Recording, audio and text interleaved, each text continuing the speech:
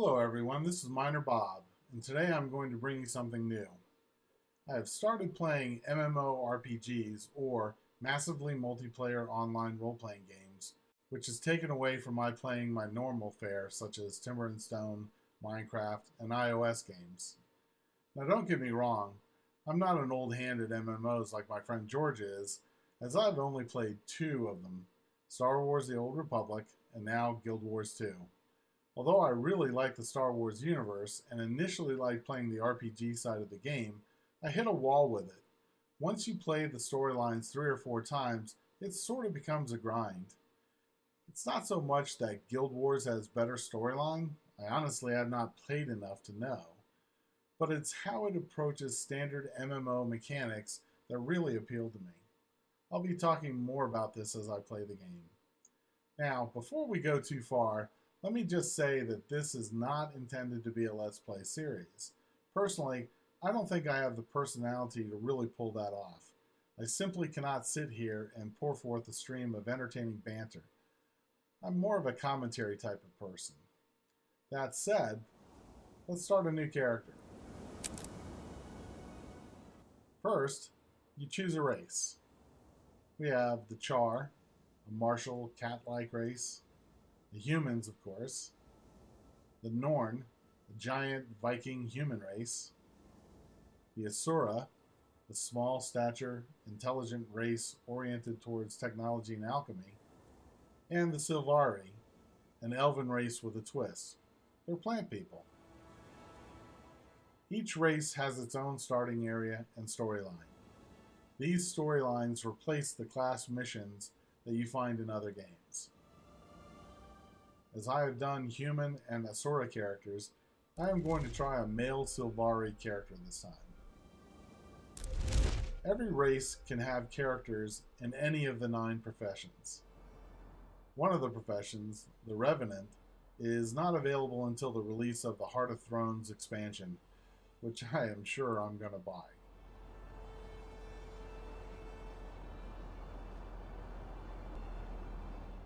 I've played the Necromancer, which is an interesting profession as it grants you a lot of ranged magic attacks and the ability to raise creatures from the dead to fight for you. Despite wearing only light armor, it seems to have a pretty good survivability due to the ability to heal itself by draining life from the enemy. Plus, it can hit pretty hard.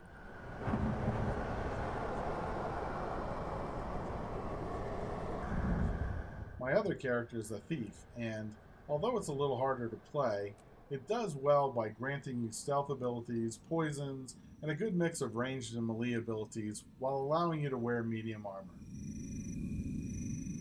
I've never played any of the other professions, however.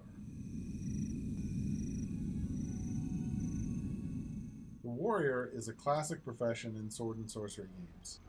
They wear heavy armor, use practically any weapon type, in this case both melee and ranged, and they're hard to take down. They have lots of hit points. The Guardian is like a warrior in that it uses heavy armor and most any melee weapon, but differs in that it seems to have fewer options with ranged combat and is more magic oriented, having a number of protective and defensive spells. Think Paladin without the religious component. Rangers are proficient with the bow, making ranged combat their specialty. Rather than engaging heavily in melee combat, it has a pet companion that does the close-in fighting for it. They also get medium armor. Now, the engineer really interests me as they are oriented towards technology and alchemy. Their weapons are gadgets, turrets, grenades, potions, and other devices. I'm sure one day I'll play this profession, but I just don't feel like the Silvari engineer mashup is a good one. I'm sure someone can make sense of how to combine those two, but I think I'll save that profession for a character of a different race. The Elementalist is a classic nature-based magic user. These spells are oriented around air, earth, fire, and water. I believe they can also raise elementals, creatures that fight for them. Like classic magic users, they wear light armor. The Mesmer are illusionists. They create illusory clones to help them fight, and despite using a number of melee weapons, these are typically used as the focus for their ranged magic combat. Like most magic users, they wear light armor. I think I'm going to go with a ranger, despite it sounding like a stereotypical profession for an elf. Rather than bore you with talking through the customization choices allowed for character creation, I'm going to just go ahead and do it, and you can see for yourself how rich the options are. So, what drew me to Guild Wars? I was looking for a little change from Star Wars, so I watched a video of the top 10 MMOs of 2014, and several caught my eye, such as WildStar and Guild Wars 2. After watching a couple of videos of WildStar, I decided that I did not want another game asking me for $15 a month subscription fee. Paying that for Star Wars was enough, thank you very much. So initially what attracted me to Guild Wars was the lack of monthly subscription fee, I admit it. You pay for this game up front, as low as $40 unless it's on sale, and you pay no monthly fee. I'm not sure how ArenaNet's business model works, but I can tell you that it does not nickel and dime you to death the way many free-to-play iOS games do. I'm not sure how they keep it all together, but they do. I then watched two video reviews specifically about Guild Wars 2, one from IGN and the other from Angry Joe. The IGN was pretty good. It rated it 8 out of 10, I believe, and had lots of positive comments that hit the right buttons for me. But it was the Angry Joe Show review that sold me. Angry Joe presents his reviews in a humorous way, but the fact is, he gives you the scoop. He started by talking about what he felt were the failings of standard MMO game mechanics. I found myself saying, yep, and boy, ain't that the truth. Then he told you how Guild Wars addressed it. So, what do I think are broken MMO mechanics? First and foremost is how other players being present in the game is more detrimental to your goals than beneficial. What do I mean by that? Well, if you have ever camped on a spot waiting for a creature to spawn so that you could fight it and then have someone jump in front of you at the last second, you know what I mean.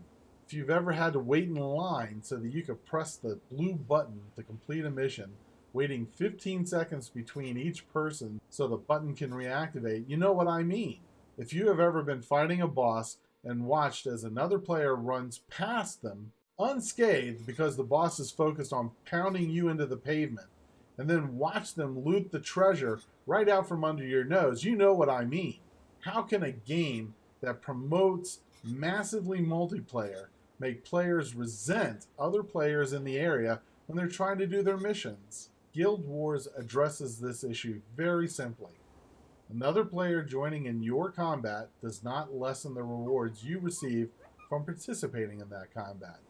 You both get your own loot and experience, and it is not diminished by the fact that the other person was there or not.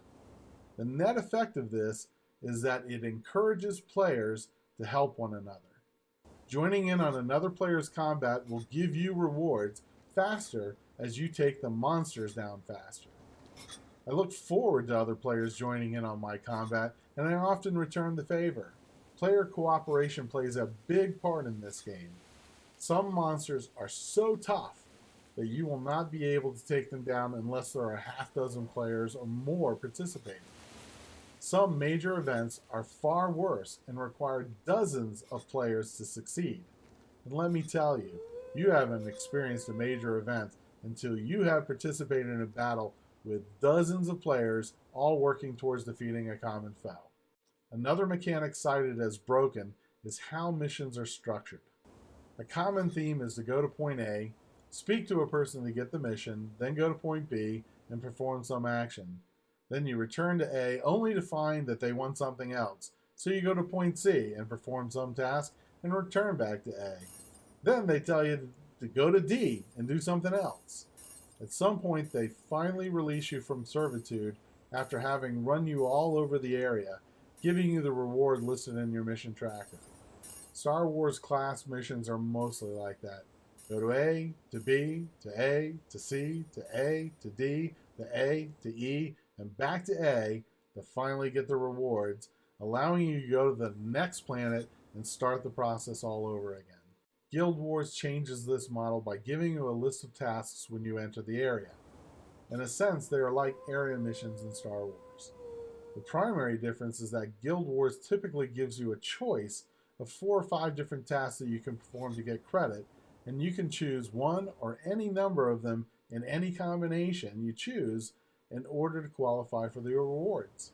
Don't feel like fighting right now? There may be a task to find and collect items and return them to a person. Or maybe it is to remove items from the area. Of course, each area seems to always allow you to fight someone for credit, so if you like pure combat, you're usually covered. There have been times in which, in simply trying to approach the spot where the quest giver is located, I have finished or nearly finished all of the tasks before I arrived. So the mission structure is more like, do these things on the way to A and collect a reward when you get there. I really like that.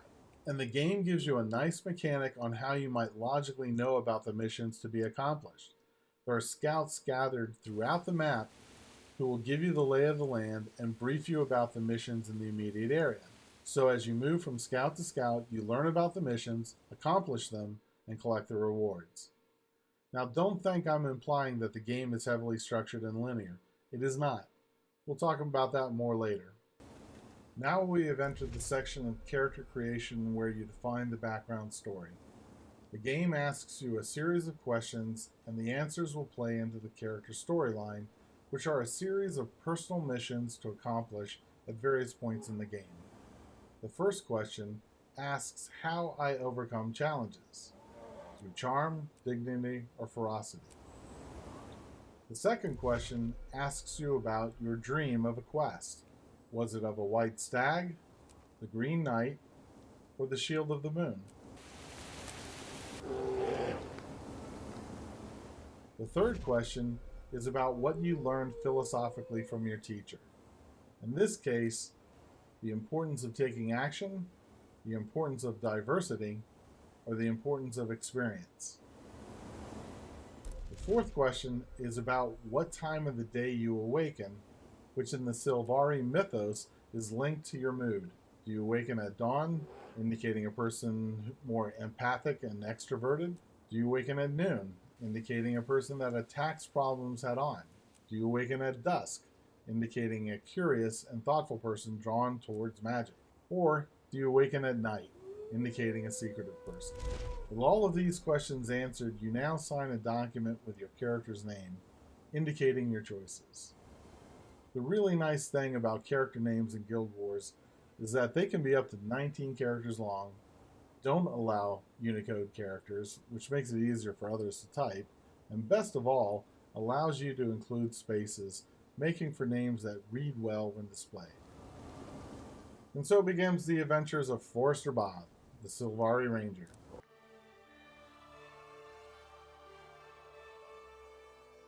I am Sylvari. 25 years ago, my people first appeared in Tyria. The pale tree flowered, and the firstborn awakened.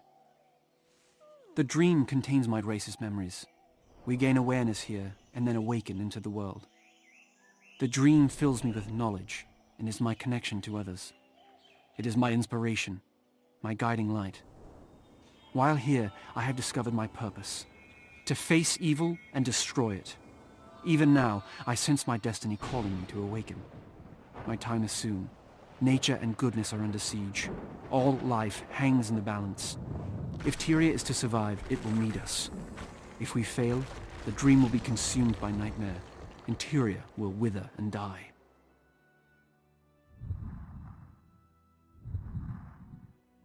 I dream of secrets.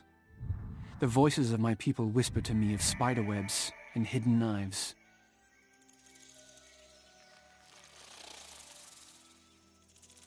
I see the symbol of a crescent moon on the curve of a shield. It is a symbol of wisdom. The dream hints at my future.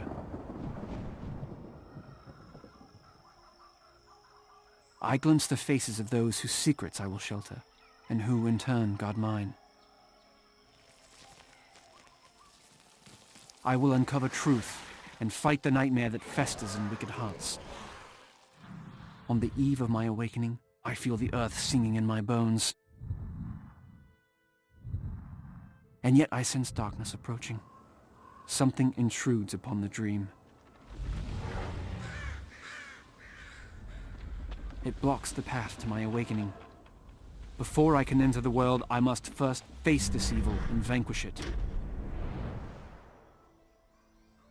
I am summoned by the dream.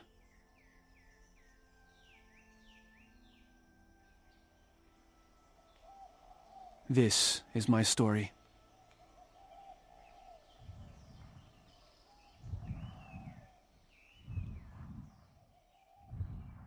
So, as you can see from the last part, they worked in elements of your personal story into the introduction using the answers to the questions just asked. Well, I'm going to leave it at this point. I know we did not get very far into the game, just character creation, but I really don't want these videos to go too long. However, if you think that the episodes should be longer, let me know in the comments. Also, if there's something in particular you would like to see or know about, also let me know in the comments. As always, a like and a subscribe are appreciated. This is Miner Bob, signing off.